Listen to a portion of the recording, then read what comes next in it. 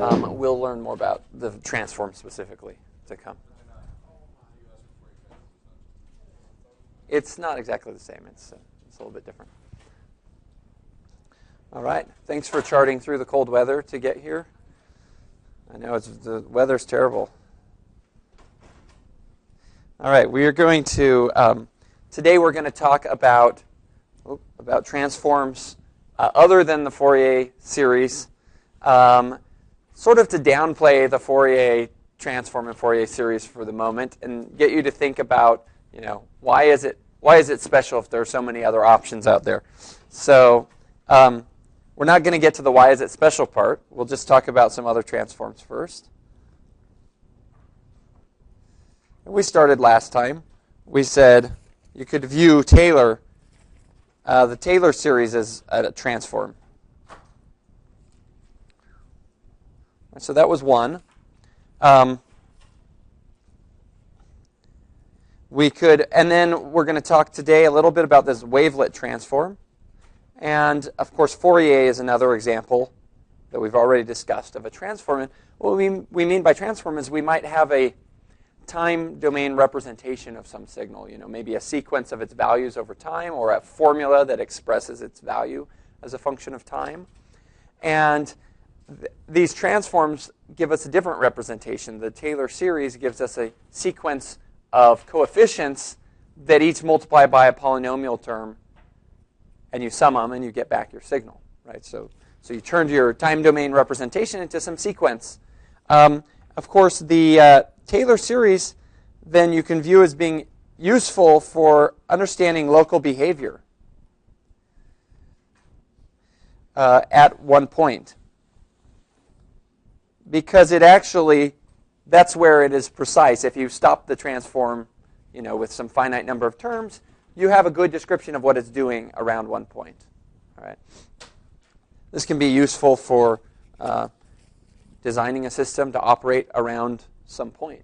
You can get a good approximation using this Taylor series. The wavelet, which we'll talk about today, this separates into pieces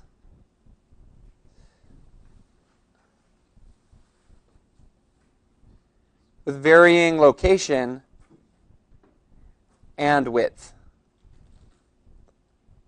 Now, honestly, the only discussion we'll have about the wavelet transform in this class is going to happen today. This is not a big topic in this class. It's an interesting tool. You might come across it if you do things like image processing or signal processing. And I'll just introduce it just so you get a little bit of a sense of what it is. All right. And Fourier transform gives us a frequency representation of a signal. Now, there's actually something that you will use in particular for Shazam. It's known as the short-time Fourier transform.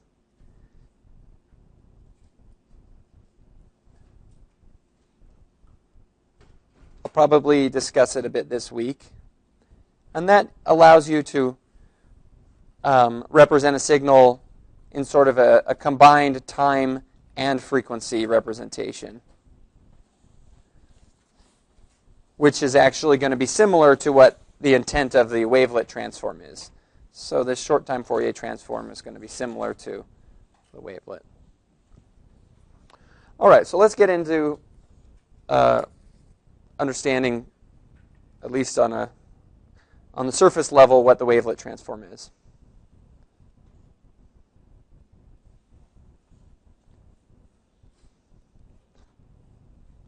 Okay.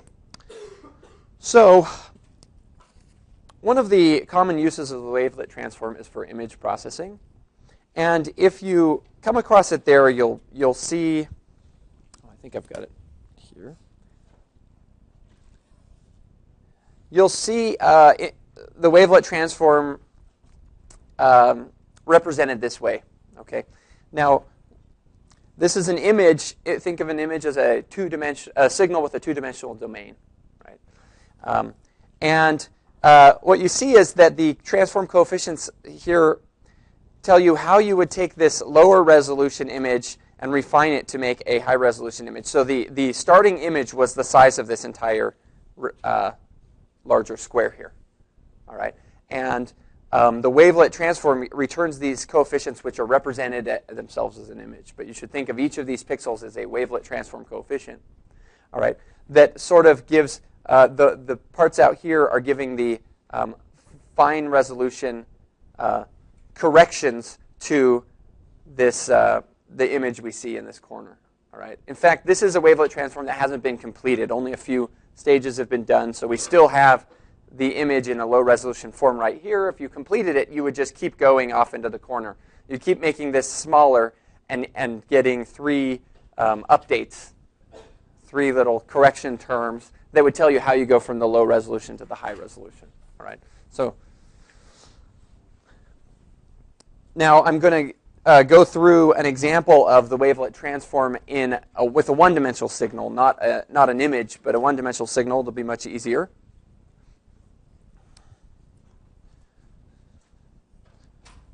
All right.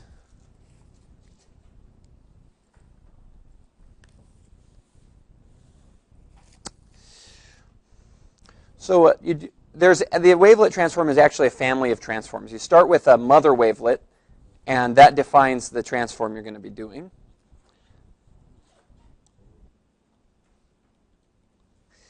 So you have something that looks like you'd expect, some little wavelet, right? This is the mother wavelet, and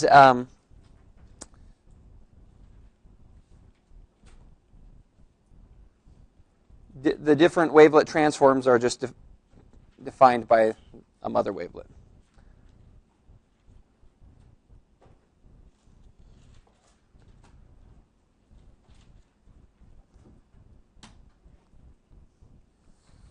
Okay, and then the idea is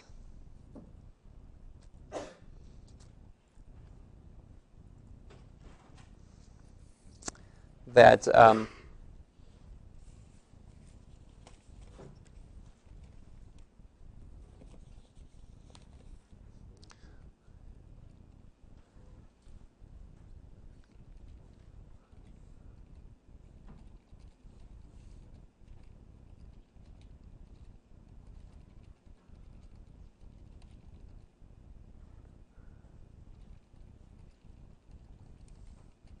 okay, so the idea is that your signal is going to be represented as a bunch of these wavelets, but they'll each have a different time scale, so they might be shrunk in time or expanded in time, and they'll each have a different shift to them. Okay, and so you're going to decompose your signal into a sum of these wavelets with different shifts and scales. That's the main idea.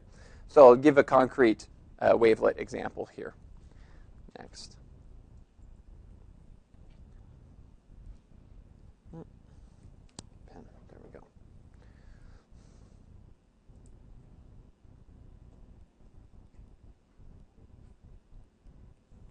So let's look at the discrete time Haar wavelet.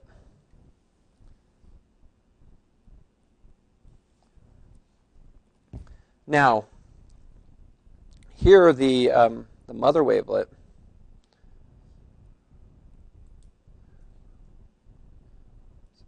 The Haar mother wavelet.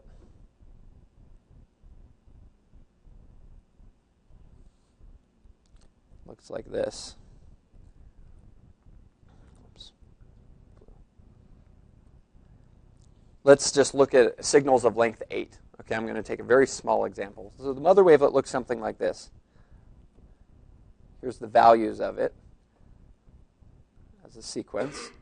So as a graph, it would look, if we plot that, there's time 1, time 2, 3, Okay, and we would see that it takes value 1, 1, 1, 1, negative 1, negative 1, negative 1, negative 1. All right, so it's this discrete time signal. That is the mother wavelet. Very simple. All right. Sometimes it's nice to visualize it by connecting lines so that you can just see that it's just positive and flat, followed by a negative flat part.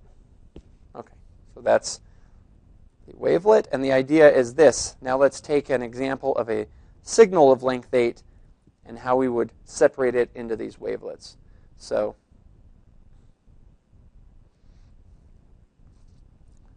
let's say here's our signal.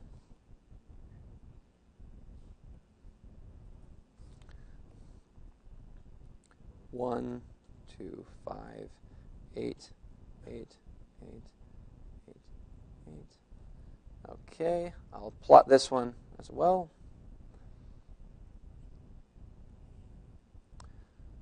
Again, there's 1.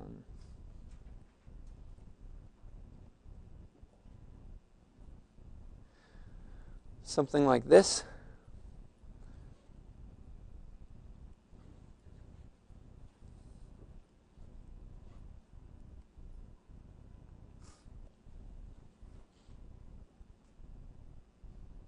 All right. So there's a discrete time signal. Again, you could connect it with lines if that helps you visualize what a signal is. And because it's length 8, it turns out we only need 8 wavelets to represent this.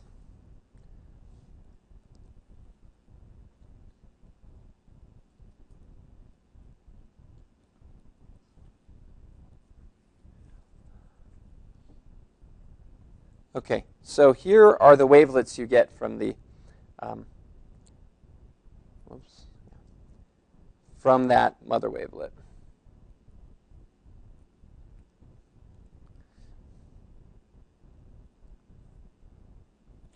First, you get one that's just flat. This is sort of a complementary wavelet. There's always one sort of base wavelet that has to be there.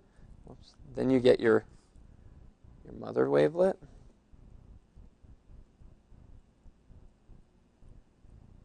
All right, and then you get these shorter. We're going to compress that mother wavelet into something like this: 1, 1, negative 1, negative 1, followed by zeros. Okay, like I said, you take that mother wavelet and you do different time scales of it. All right, and we're going to have another one of that same time scale, but it's going to be shifted over.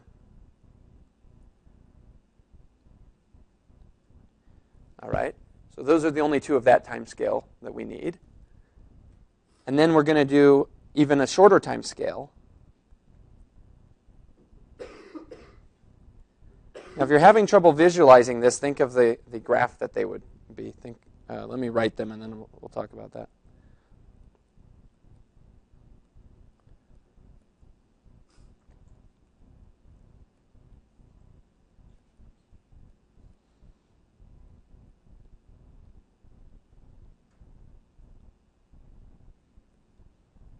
Okay, so these are all the wavelets we need for length 8. You can think of them on this plot here. Like, for example, this third one here is just going to be up for 2, down for 2, and then 0. Okay. And when we get to this fifth one here, it's just going to be up, down, and then flat. And the ones after that are the same thing but delayed. So you go up at 3, down at 4, and then flat. Yes? Yeah, that's actually going to be true. Yeah. So the length of the signal is 8, and the number of wavelets we need is 8, and that's, of course, that's the same number for a good reason. All right. So, of course, the transform then would have to figure out what coefficients we need of each of these wavelets, and there is an easy way to calculate it, and the coefficients turn out to be these.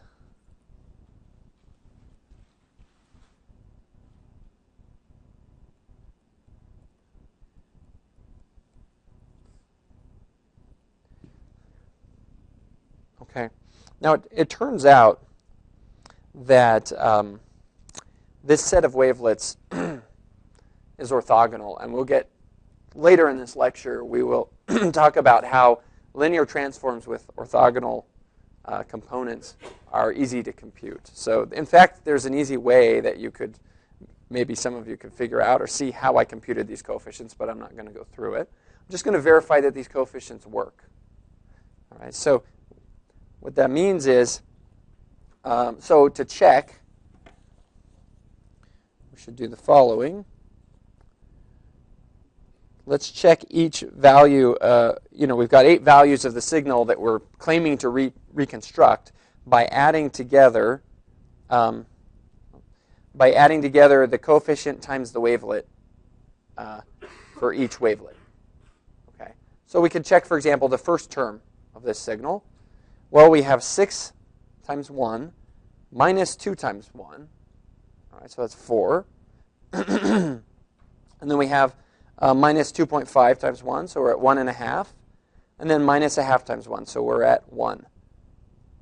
Okay, so far so good. We'll check a few more. Here we've got 6. You see what I'm doing? I'm saying 6 minus 2 minus 2.5. That's again 1.5. But here it's a minus minus, so it's a plus 0.5, so that's 2. And you can keep checking. Actually, it won't take long. We'll just check all of them. So then here we've got 6 minus 2 plus 2.5. All right, so that's 6.5. And then down here we've got minus 1.5. So that's 5. And then we have 6 minus 2. That's 4. We're back up to 6.5. And then here we get negative, negative, so it's a plus 1.5. That gets you up to 8. All right, and then the last 4 are extremely easy to check because they all have the same pattern here, right? They're all 6 minus 2, and then 0 there, 0 there, 0 there, so they don't have anything else except these first 2. Yeah, so they're all... You have 0 coefficients for everything else that would have affected the last half. All right, so it's just 8 all across. Now, notice that, yes, okay, it worked. We represented that signal with these wavelets. Notice something interesting happened. We got some zeros here. Now, these zeros mean that we didn't use some components, so we didn't actually need all 8 wavelets. We only needed a subset of them. That's actually one of the purposes of a transform, right, is that you might get it in a representation that was sparse. Now, sparse means you needed fewer components to describe your signal. Okay? So in this case, can anyone identify what was it about this signal that allowed the Haar wavelet to represent it in a sparse way?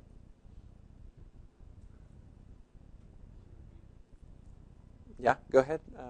Go ahead. We're the same. Yeah, so flat regions of your signal are likely going to be represented without too many Haar wavelet coefficients. All right, so that's kind of a good match. If you have piecewise flat signal, then maybe the Haar wavelet is a good way to describe it. Now, there are other wavelets, of course, that aren't so flat, that might be geared better towards images or whatever signal processing you're interested in.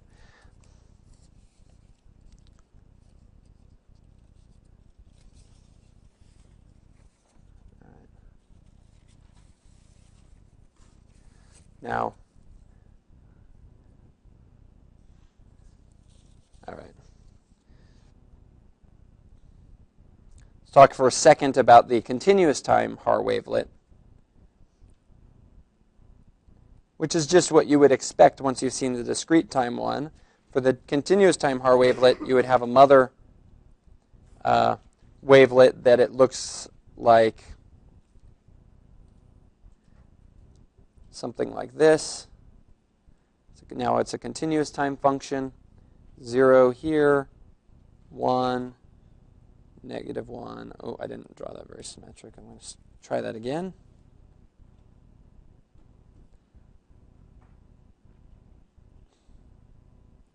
Okay, it goes up to 1, goes down to -1.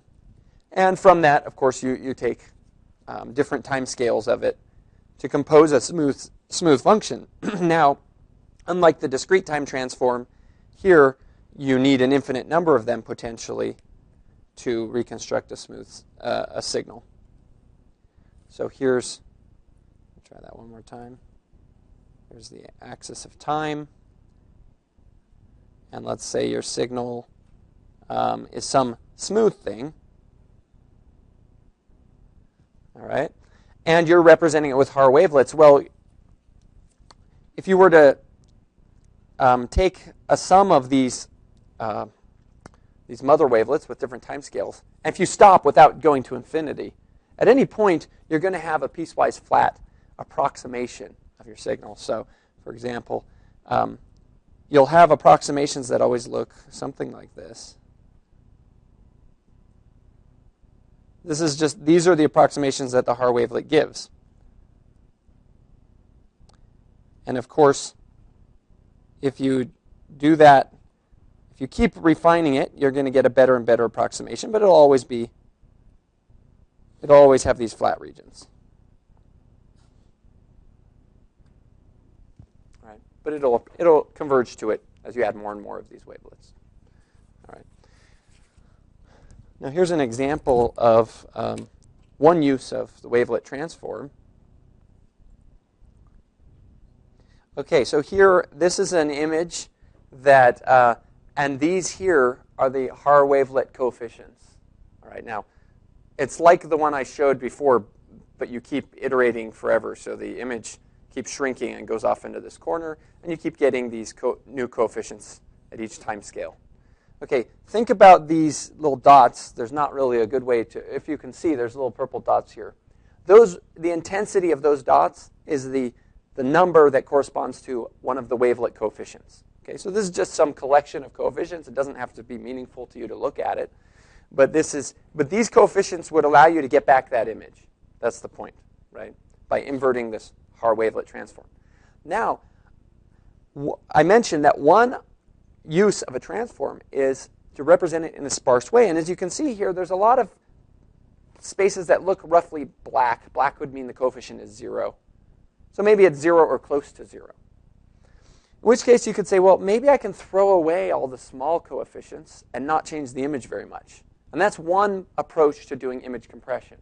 Okay, would be to say, well, the things that are near 0, if I just got rid of them, I don't need as many numbers now to represent my image. So I should be able to compress. So in this case down here, they prioritize to get rid of all of the smallest coefficients, and actually they get rid of 95%. So they only keep 5% of the coefficients here.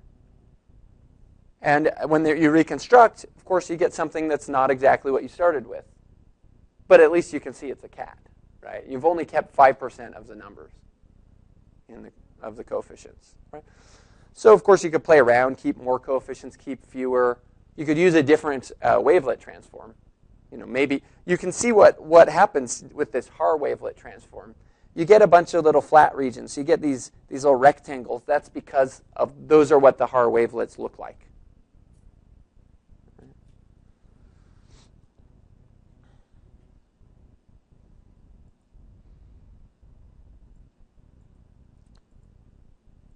Okay, so that's honestly anything we will do with wavelets in this class we've done already. So,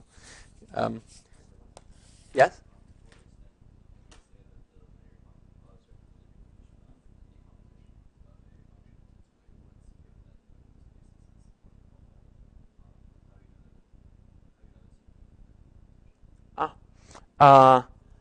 It will be because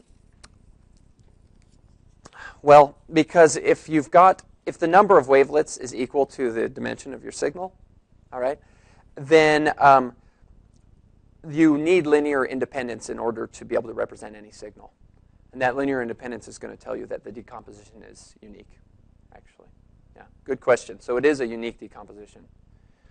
In fact, we'll talk about that. That's what we'll do here is sort of do some linear algebra. You're not expected to know linear algebra. For those, hopefully I'll explain it in a way that makes sense even if you don't have background.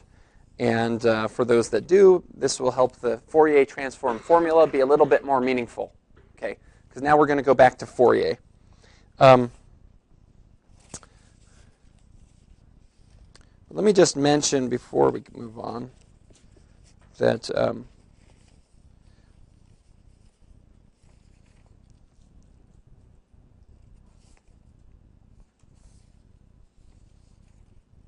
some uses of transforms.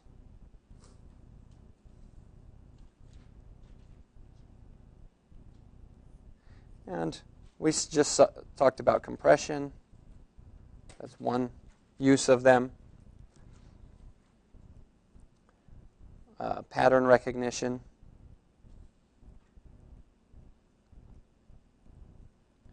Or machine learning.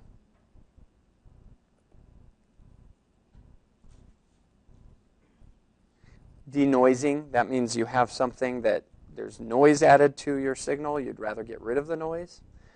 Maybe this is actual audio noise. You know, there was noise in the background of a recording. You want to get rid of it. Maybe it's just you've got some sensor measuring something important, and there's thermal noise in your measurements you want to get rid of. You can use a transform to do that. And actually, for most of these things here, sparsity is really one of the keys. So if your transform has a sparse way, if it represents your signal in a way that's sparse, meaning you have a lot of the coefficients aren't needed, then many of these applications become very effective. For example, if you know your signal should be sparse, and then noise is added to it, and the noise is not sparse, well, then getting rid of the small values might actually remove noise rather than signal. Okay, so that's one example of why sparsity is a key here. Now, there are other reasons. So for all of these, there's not really any reason to believe that Fourier transform, the emphasis of this class, is the best one. I mean, why not? You know, if wavelet happens to represent your signal in a sparse way, then why not use that, right? Or other transforms. So we'll see other reasons that I haven't listed here.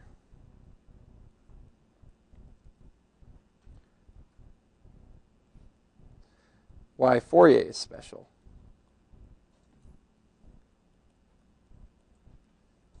So really one thing I just want, one of the purposes of this lecture is to get you thinking, okay, why is Fourier special? We'll cover these things over the next several weeks. What can it do that other transforms can't? And because, at first, any transform is amazing, I think. Wow, I can represent a signal as sinusoids. That's great. So this lecture shows you, well, but you could represent a signal as many other things, not just sinusoids. Okay, so sort of to de-emphasize Fourier. And then as we go on, you can start answering that question of where is Fourier really unique? What does it actually do that others don't? All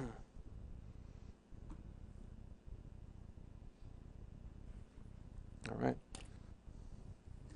And to really emphasize the non-uniqueness, I'm going to show you that we could actually take a random set of signals, okay, and use them as a basis, use them as components to represent our signal. So wavelet had this special form.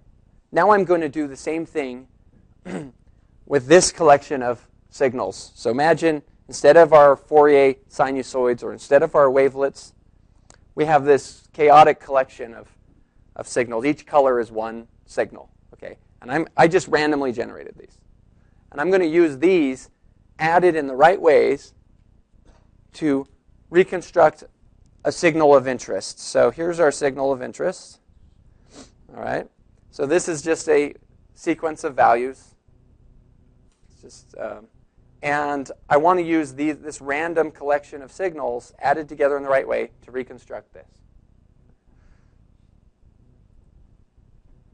So this plot here, I will expand it a little bit. So this is showing our reconstruction one at a time. What I'm going to do is grab one of these random basis vectors here. The highlighted one is the one I'm doing first, right? And I'm going to choose the correct scaling. This is that same vector, that same signal, scaled appropriately for this reproduction, to reconstitute the signal we were seeing. You can see this is the same thing as that. It's just been multiplied. Okay. Now, what we have here is the sum of everything we've added so far. So green was before adding this last piece. It was 0. We start with 0. And we've added the first piece in, and that gives us blue. Okay, so if I I click here, it selects a different signal. It appropriately scales it. So it looks like this scaling had a negative number because notice the signal, this signal went up first. This one goes down first. So we needed a negative coefficient here. All right. And here we see green is what we had last time, and blue is the new one we have when we add this one in. So keep going. So blue is our current signal we have. Still not, it's not what we're looking for, but we've got several left. Okay. We've got 16 of these, and we've done a few already. Still looks pretty bad. It's starting to look okay. Again, blue is the updated signal that we've summed all the components so far. All right, so we got it back. All right, so maybe we should add this basis to our list of important transforms. Okay, but we could randomly generate another one too. So yes, you can have many transforms that all would do this, have this nice property that you can decompose any signal you want into a sum of these vectors. Yes? Make sure that those were linearly. I just took my chances. Okay. No, actually, if you randomly generate vectors, then they're going to be linearly independent. Yeah. The chance of them not being is too small. Yeah. All right. So let's see. All right.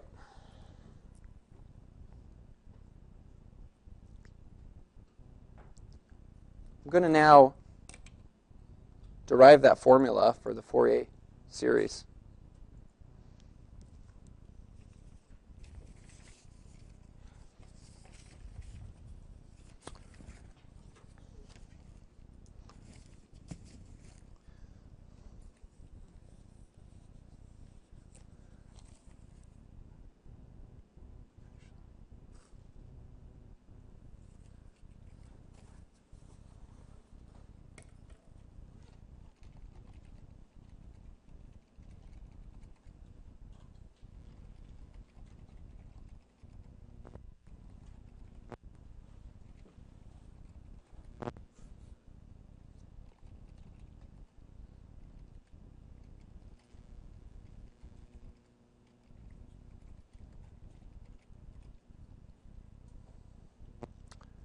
Okay, so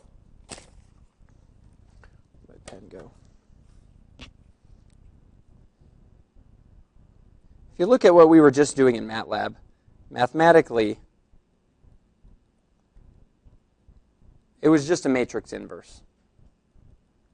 That's how I figured out which coefficients to use. All right. But let's talk about this process of separating a signal into different components.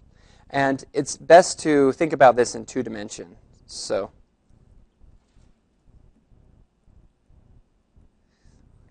okay, any signal can be thought of as a vector. It might be a little hard to imagine. A discrete time signal is a little easier to imagine as a vector because a vector is a list of numbers.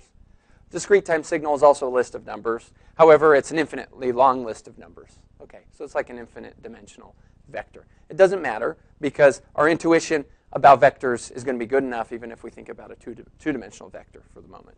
Okay. Now, even continuous time signals can be thought of as vectors as well. For this example, consider that you have a signal that is just we have a 0, we have the 0 signal, right? And we have a signal x of interest. Now it's just a point in this vector space. Our entire signal is that point, right? Now we have some other signals which are going to serve as our basis vectors, and what I mean by that are these are the components that we're going to add together to construct our signal. So suppose we have 2 of them. It's a 2-dimensional space, so let's do 2, these basis vectors. Call that V1, and call this one V2. And I'm going to represent these, I'm going to draw the arrows here that you think of when you talk about vectors. So we've got these 2 vectors here. All right. They're not meant to be orthogonal, so I'll emphasize that a little bit more here. Do it like that. V2. All right. Now, with these two basis vectors, we can hit any point we want. For example, we can represent x using these two vectors by simply scaling each of them appropriately. In this case, it'll be something like multiply it by a number to make it longer, make it that long. Scale this one as well to make it about that long. And then if you add them up, we know by adding vectors, we place them end to end, we would get x. Okay. Now what I want to point out, so then, representing x with these two vectors would be just a matter of saying what I had to scale, what these numbers were. How much did I scale v1? How much did I scale v2? All right. Now if I do the same thing, but I use different vectors. In fact, I'm just going to change one. I'm going to leave v1 the same, but I'm going to use a v3 over here. Okay, so this also would be a perfectly good basis for representing signals in the space. And here, let's do the same exercise. The coefficient that I would need to multiply v1 would be something like that. I would need this to be something like that. Okay, so I'd need to multiply them to make them longer. And then that way, when you add them up, you get x. Now notice that v1 didn't change here, but yet the coefficient I need for v1 did change from the first example to the second. Okay, so that indicates that in order to calculate these coefficients, the coefficient for v1 is not only a function of x and v1. All right, all the other basis vectors mattered. That's what I mean by there being interaction between the basis vectors in general. Okay, you can't calculate that coefficient by only looking at that one basis vector and the signal you want. Okay. However, if your signals are orthogonal, let's even ask for more. Let's say they're orthonormal. Then this decomposition becomes very simple. So now, the decomposition is easy, and in particular, it separates that you don't need to get the coefficient for one of the vectors, you only need to know that one vector and to know the fact that they're orthonormal.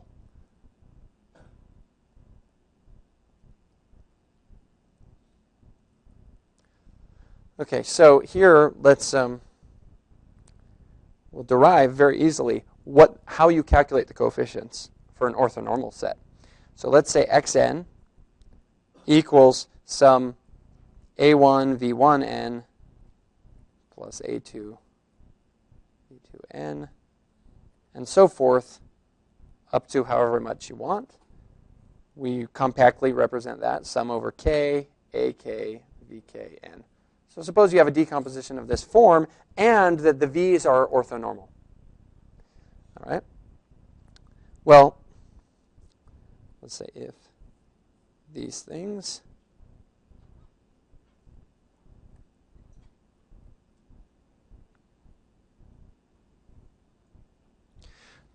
let's check something here. What would happen if I took an inner product between x and any one of these basis vectors? Just take an arbitrary k. Whoops, that's n. Well, inner products are linear. Okay, so I can replace the above and say that's sum over k. ak, I don't even know what the a's are. I'm just believing that I can decompose it somehow this way. Now, since inner products are always linear, then I can bring that sum out. Sum of ak, and then here's the inner product. Whoops, I shouldn't use the same k. Bad notation here. I should say that's k, or I'll make that m, or j. Sum over j. There we go. Okay.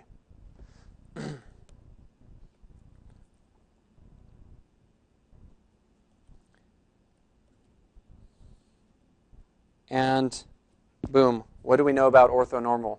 We know that if j equals k, this is 1. If j does not equal k, it's 0. So this sum will be 0 everywhere that j does not equal k. In fact, I'll substitute that in. I'll say this is sum over j, aj, indicator that j equals k. Later, we're going to use this sort of indicator function a lot. We're going to call it a delta function. We're going to see it in sums, and we're always going to do the following trick. We're going to say, oh, that's just a sub k. All right. Voila. This gives us a way of calculating a k because they're orthonormal. So what we find is the formulas for calculating the coefficient and reconstituting x are simply that ak equals, we take our signal and we do an inner product with our basis vector. Okay, that's what we just derived. And of course, then to get our signal back from the coefficients, we use the formula that we started with. We said that it's the sum of ak v kn. All right, so there's a way of transforming our signal into this new basis in these coefficients and then transforming back. What does this have to do with the Fourier series? All right, so let's take a look back at the Fourier series.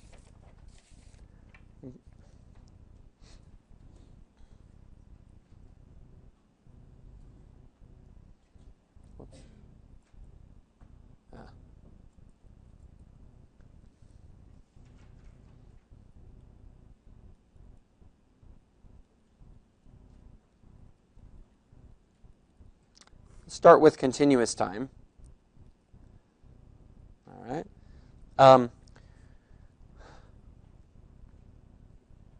All right. Let's define a set of vectors that are periodic. E to the I 2 pi k over cap t of t. Okay. Notice that this set of signals, they're periodic with period t. All of them have period t.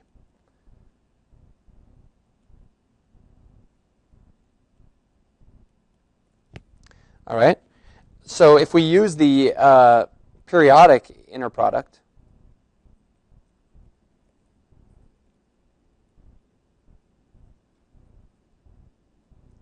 then we can claim that this is an orthonormal set.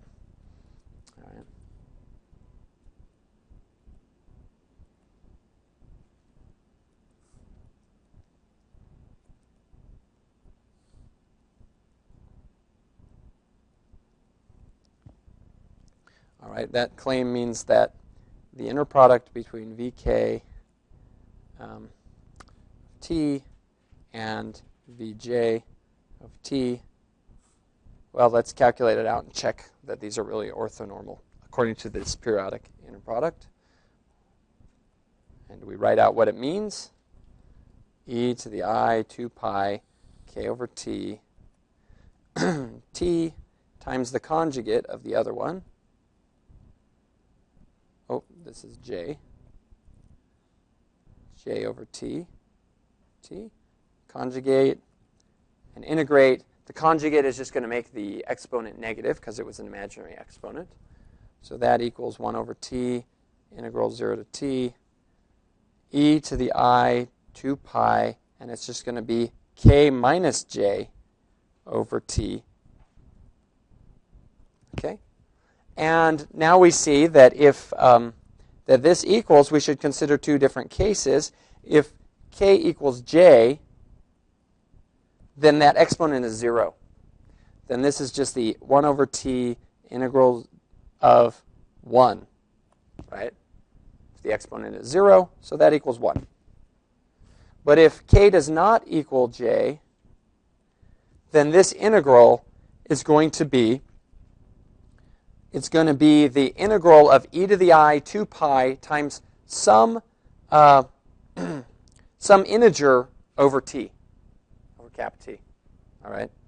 Now we can write this as, I'm going to run out of space, so I'm going to erase that. It's going to be 1 over t. Evaluate this thing, I 2 pi k minus j over t e to the I 2 pi k minus j over t, evaluated from 0 to cap t. The point is this first thing is constant, does not matter because we're going to get 0 here. And you see 0 by looking at, evaluate this at cap t. Okay, the capital T's cancel. And this is e to the I 2 pi times an integer. What's e to the I 2 pi times an integer? Think about e to the I times phase.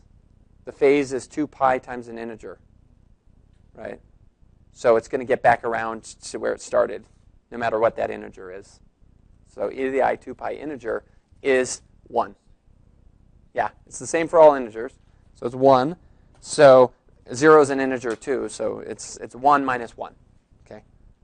Equals 0 for k not equal to j.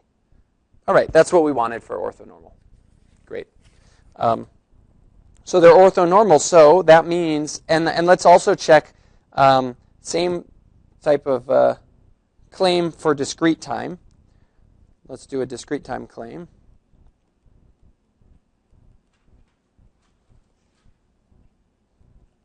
Here we would say, we make the same exact definition, e to the I 2 pi k over, I just use cap n when it's discrete time. Same thing, these are, let's say for some integer n.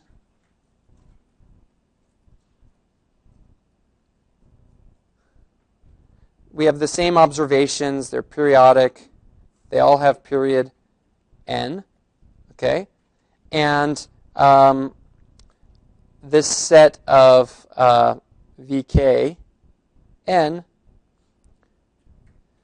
are orthonormal. Now we'll see later that we don't actually need this for all k because the dimension of our space is just cap n. So in fact, we don't need to look at all the vectors. We can just look at the vectors for k equals 0 to n minus 1. The other ones are redundant. We'll see that in later lectures this week, that in discrete time, some of the frequencies are equivalent to some other ones. Okay, so it's kind of interesting. We only would need capital N of these signals. So this is an orthonormal set. Again, to prove that, to prove this, we're short on time, so I'm moving kind of fast. It's the same type of calculation. I just want to point out that when you're doing sums, there's an important sum that we're going to want to make, that we're going to want to be familiar with. Okay, so again, we have vk and vj of n, and we take the periodic inner product, cap n, which is defined this way.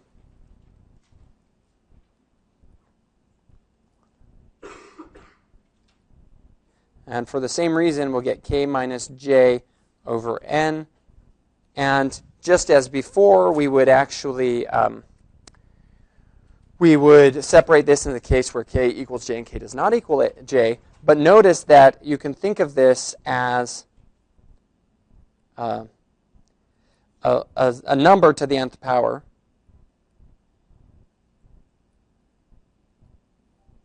And we know what sums are of this form. What's the name of this sum?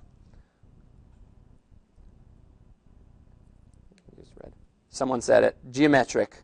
So the geometric sum will be very handy for the types of calculations that we're doing in this class. There's a very simple formula for it.